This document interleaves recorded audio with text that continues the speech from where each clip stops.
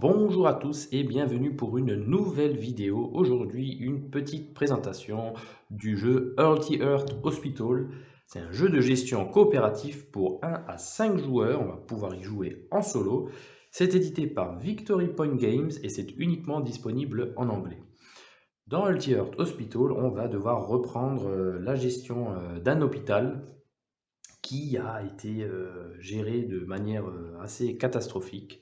Et donc, on représente la nouvelle direction qui a pris place dans le Healthy Heart Hospital, où on va devoir soigner des patients, construire de nouveaux services, recruter du nouveau personnel, envoyer nos docteurs en formation pour qu'ils soient plus efficaces et redonner toute la gloire que cet hôpital avait connue il y a quelques années. Au niveau du matériel, on va tout d'abord retrouver un plateau de jeu qui représente l'hôpital dans lequel on va jouer, avec un paquet de cartes qui représentent les ambulances qui vont nous ramener des cubes, qui représentent les patients. Nous avons le service des urgences, voilà, ils vont d'abord être triés dans cette salle, pour être ensuite transférés dans les différents services, donc soit les services de départ ou les services qu'on aura fabriqués par la suite. Nous avons le cimetière, voilà, qui représente le décès des patients, parce qu'on verra que les patients ils vont souvent décéder. On a la job line qui représente l'échelle de recrutement. Voilà. Il y a plein de personnages qu'on retrouve euh, dans le livre de règles. Voilà, ils ont chacun des compétences particulières. Alors, il y a les infirmières qui vont être plus efficaces dans les salles de soins. On a l'agent de sécurité qui va gérer les ambulances. Voilà, on a tout un tas de pouvoirs. Ces personnages-là, on pourra les recruter justement en ayant gagné suffisamment de prestige. On voit que au-dessus de chacune des cases, il y a une valeur en prestige. Donc, ben, plus on soignera de patients et plus la renommée de l'hôpital sera importante. Et les gens vont vouloir venir travailler dans notre hôpital. On a la piste d'argent, voilà, à chaque fois qu'on va gagner, qu'on va essayer de guérir les patients, on va gagner de l'argent qui nous servira justement à financer les recrutements et les constructions de nouveaux services. Nous avons des tuiles d'entraînement, voilà, on va pouvoir envoyer nos docteurs en formation pour qu'ils soient beaucoup plus efficaces sur le terrain. Donc nous avons tout un tas de services qu'on va pouvoir construire. Donc avec deux faces, on a la face standard et puis on va pouvoir améliorer le bâtiment pour qu'il soit plus efficace. Donc on a voilà la salle de pause qui nous permettra de gagner un jeton d'action supplémentaire. Nous avons les salles d'opération. Comme on peut voir, les patients que l'on va soigner, ils vont être représentés sous trois formes. Une forme cubique, voilà. Donc voilà, sous forme de cube. Puis une forme de lit, voilà, avec toujours un niveau de gravité qui va de 1 à 4. Et puis la dernière forme, c'est l'électrocardiogramme. Donc ça, c'est quand les patients seront transférés dans les salles d'opération. Nous avons également les différents rôles qu'on va pouvoir jouer. Donc soit des docteurs, voilà, qui ont chacun leur spécialité et des pouvoirs particuliers. Ou bien un chef de service. Donc il y en aura toujours un qui lui va plus s'occuper des tâches administratives. On verra, ils ont également des pouvoirs qu'il pourra utiliser. Pour la mise en place, on va tout d'abord sélectionner 4 docteurs et un chef de service. Peu importe le nombre de joueurs, on jouera toujours avec 4 docteurs et un chef de service. Les docteurs vont commencer la partie avec 2 jetons d'action, donc ces types de jetons-là, des jetons d'action médicale. Et le chef de service, quant à lui, va commencer avec son jeton administratif et son jeton chef de service. Donc on verra que certains docteurs commencent également avec un jeton administratif. On va mélanger le paquet de cartes ambulance et on en place 18. La partie se termine de 3 manières. La première, c'est si on arrive à épuiser tout ce paquet de cartes-là, on a remporté la partie. La deuxième condition, les deux dernières conditions sont plutôt des conditions de défaite. Si jamais il y a un mort et que nous n'avons plus de place au cimetière, à ce moment-là, on a perdu. Et c'est aussi vrai si nous n'avons plus d'argent et qu'on doit en dépenser, à ce moment-là, l'hôpital fait banqueroute et ferme ses portes. Au niveau des services, on va piocher 5 jetons qu'on va placer dans les services en question.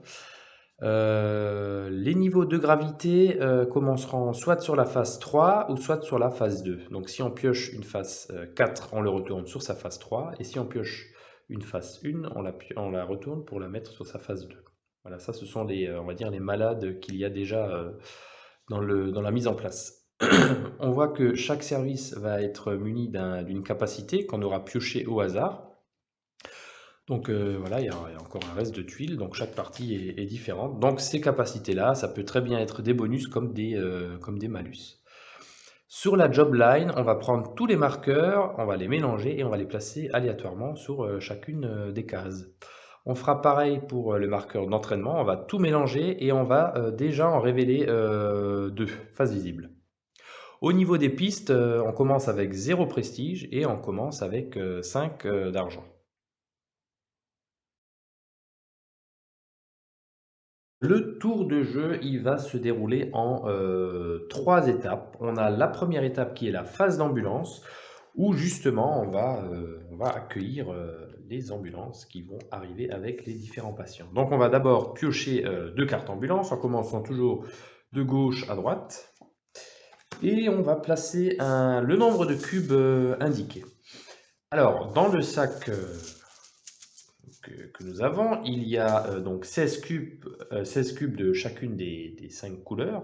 Et nous avons également, alors je ne sais plus exactement la totalité, et nous avons donc 8 cubes noirs. Voilà, les cubes noirs, ça va...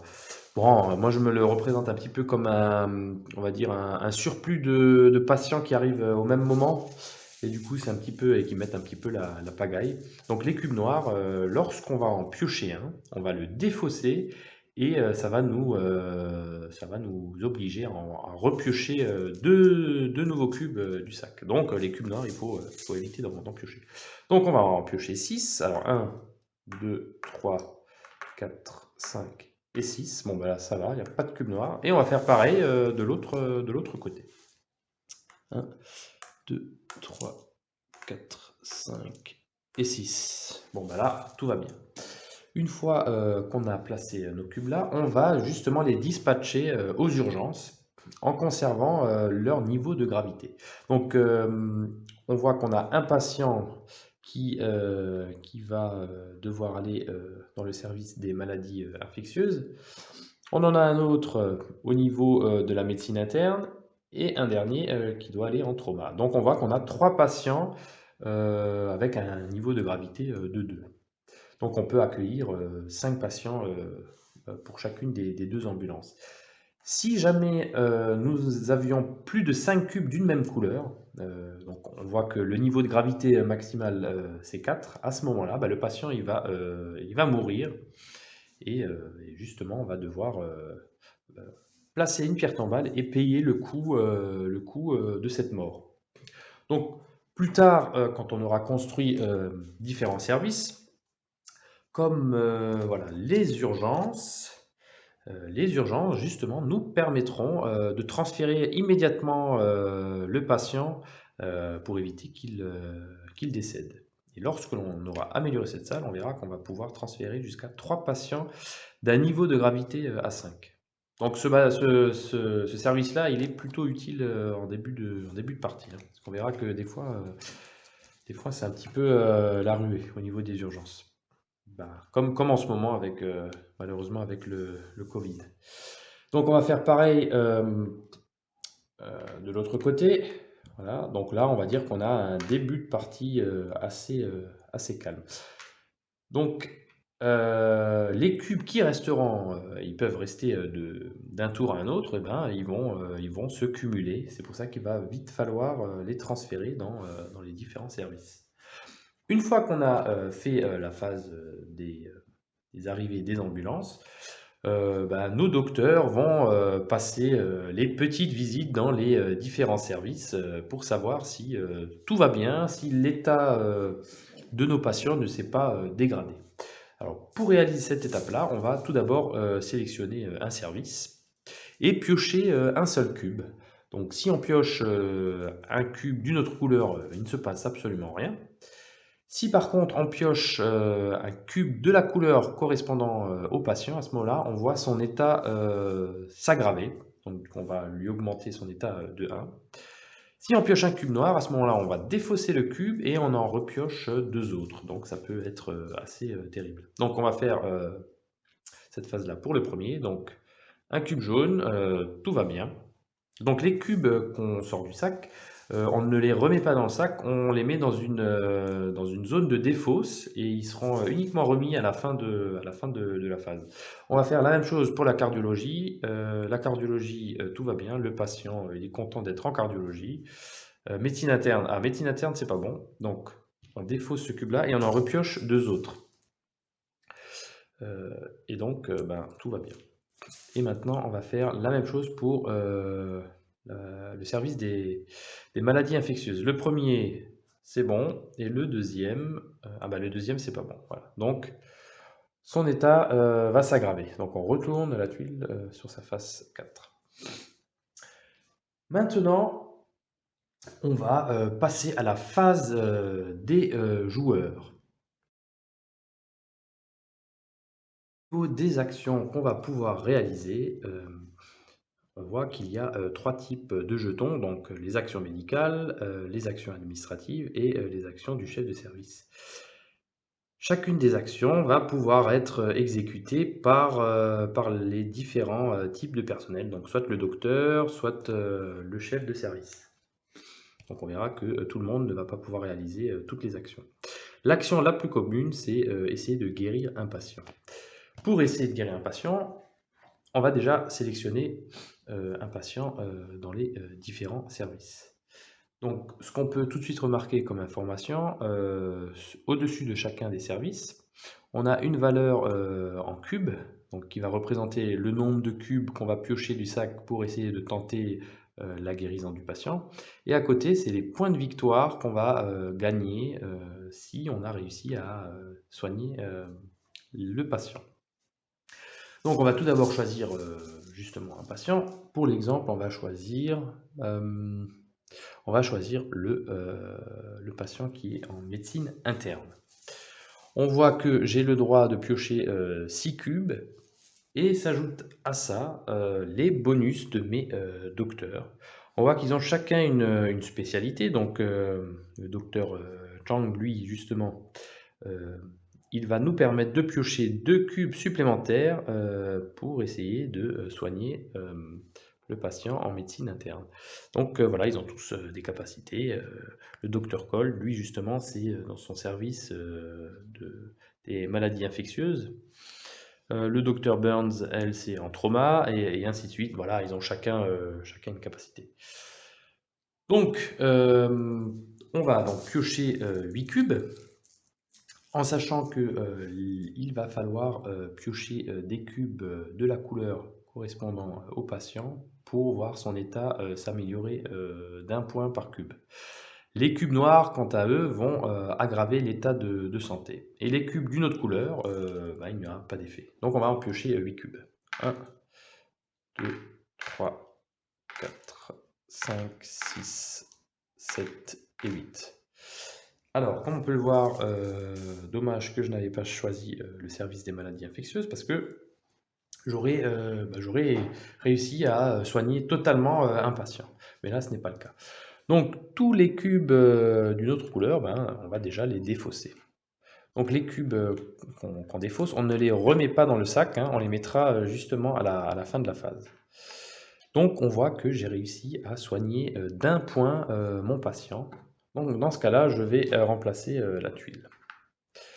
Lorsque on a réussi à soigner d'un ou plusieurs points, on va gagner déjà de l'argent qui va se calculer comme ceci. On va gagner 1 dollar par niveau de guérison. Donc là, j'ai seulement réussi à guérir mon patient d'un niveau, donc je vais gagner 1 dollar qu'on va multiplier justement par les points de victoire du service.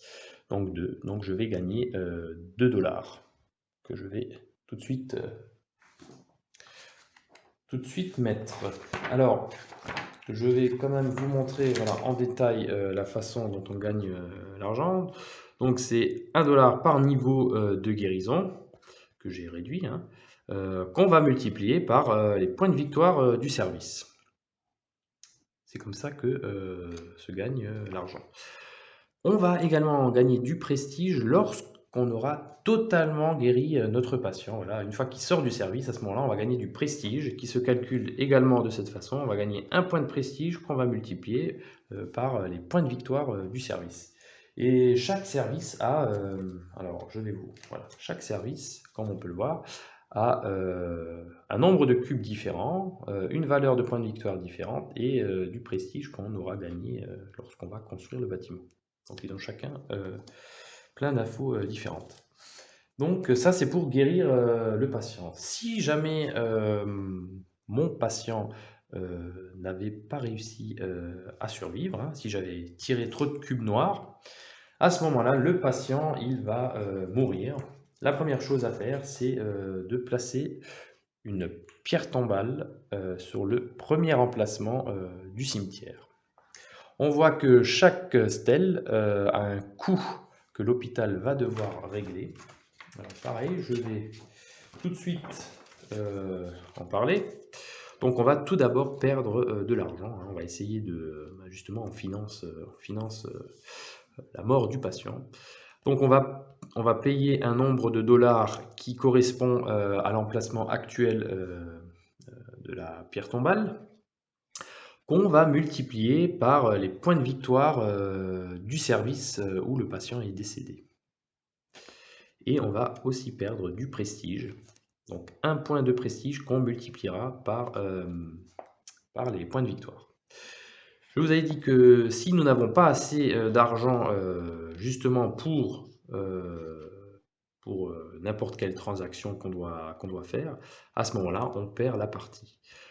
Chose qui n'est pas vraie pour le prestige. Voilà. Si nous n'avons pas assez de prestige et qu'on doit en perdre, bah à ce moment-là, il ne se passe rien. C'est juste que l'hôpital est déjà dans un piteux état, donc on ne peut pas le faire pire que ce qui a déjà été fait. La deuxième action qu'on va pouvoir réaliser, c'est transférer des patients d'un service vers un autre. Donc ça utilise l'une des 3 actions. On va choisir un patient qu'on va déplacer. Donc pour le petit exemple, on voit que ce service-là peut uniquement accueillir des patients avec un niveau de gravité 3 ou 4. Dans la configuration que nous avons là, on voit que les patients aux urgences ont soit un niveau de gravité de 1 ou de 2, donc je ne pourrai pas les transférer dans ces services-là. Mais on va prendre un exemple. Donc si j'avais un patient de niveau 3 aux urgences et que je veux le déplacer dans l'une des chambres, je vais défausser les 3 cubes et je vais le remplacer par un jeton lit en conservant son niveau de gravité qu'il avait aux urgences. Au niveau des salles d'opération, il n'y a pas de restriction de gravité. On peut très bien transférer un patient avec une gravité de 1, 2, 3 ou 4. Là, par contre, on remplacera ces cubes par un jeton électrocardiogramme qu'on mettra sur sa face plate. Si je vous raconte pas de bêtises. Bon, la mise au point ne veut pas se faire. Voilà, ça c'est l'action transférer un patient.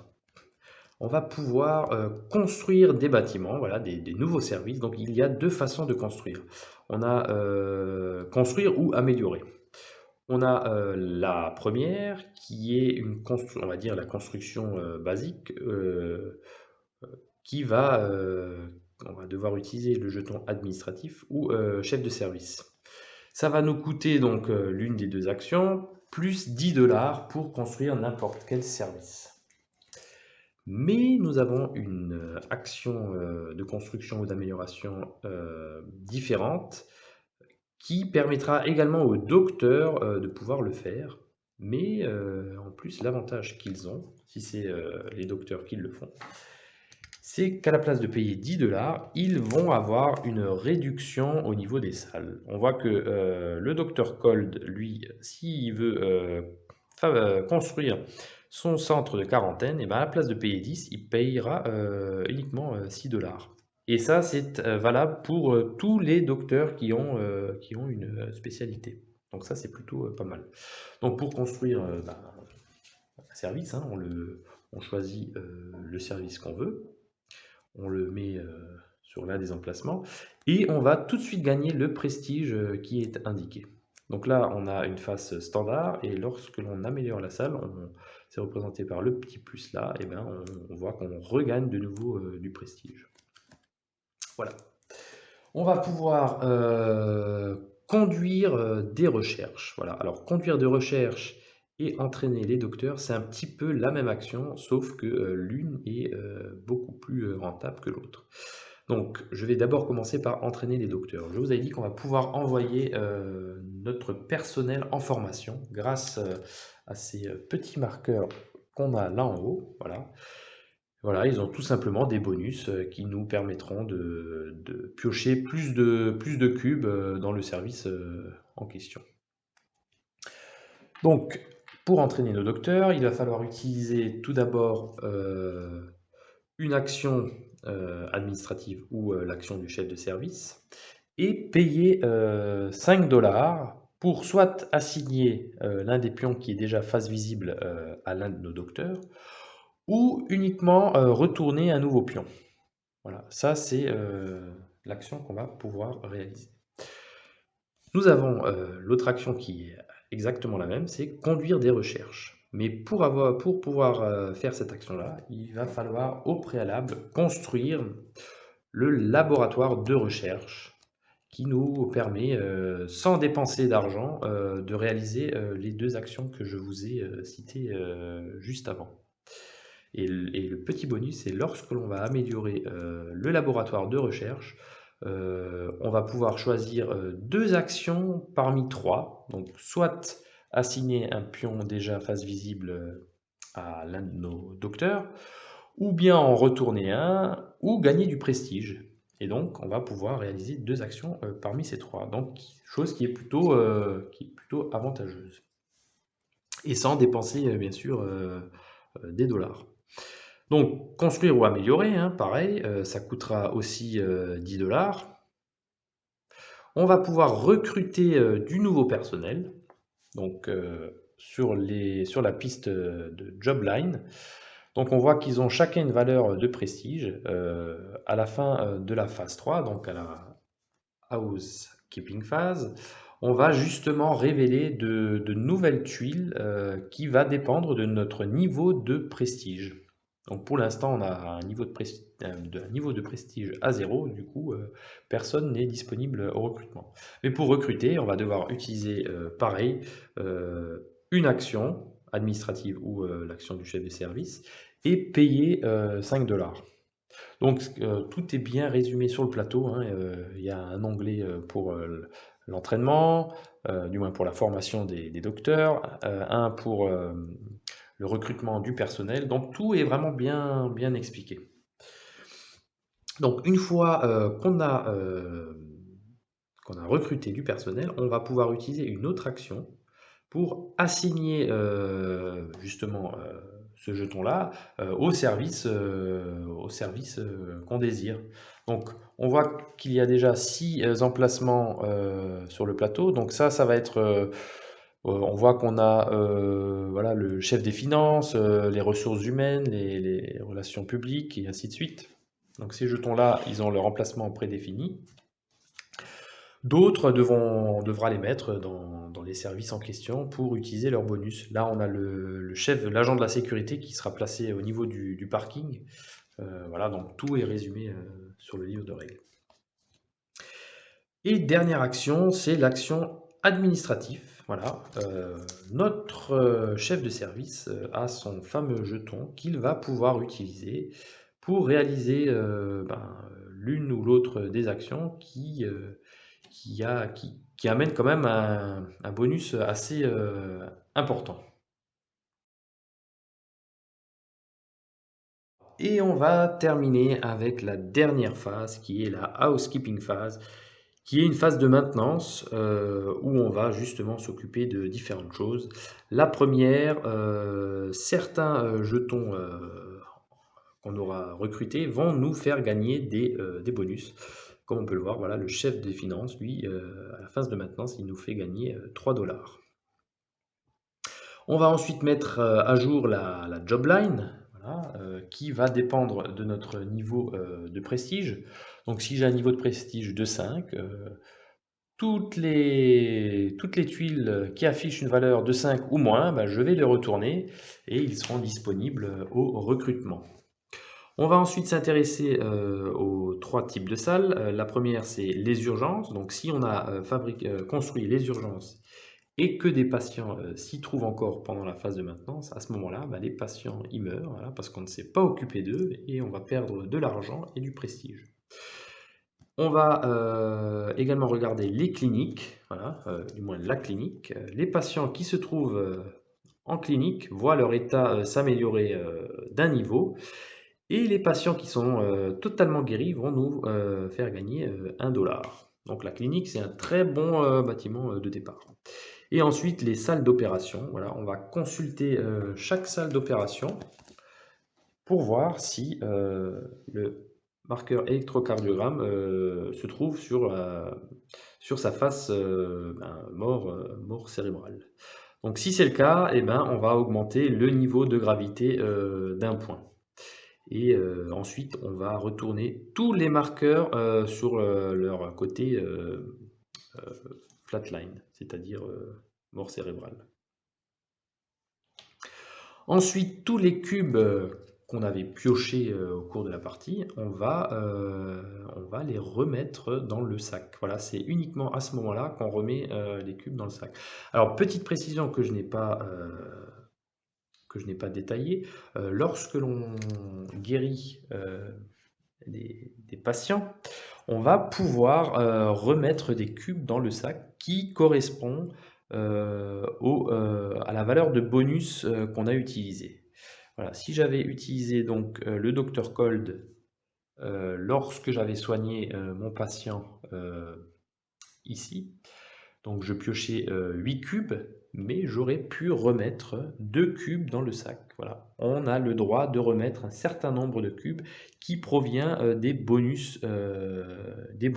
Donc soit les bonus sur les docteurs, ou bien les bonus qu'il y a dans les différents services. On va ensuite donc remettre tous les cubes dans le sac. Et on va de nouveau réinitialiser nos marqueurs d'action. Voilà, les marqueurs que l'on avait utilisés, et ben on va de nouveau les remettre sur leur face disponible.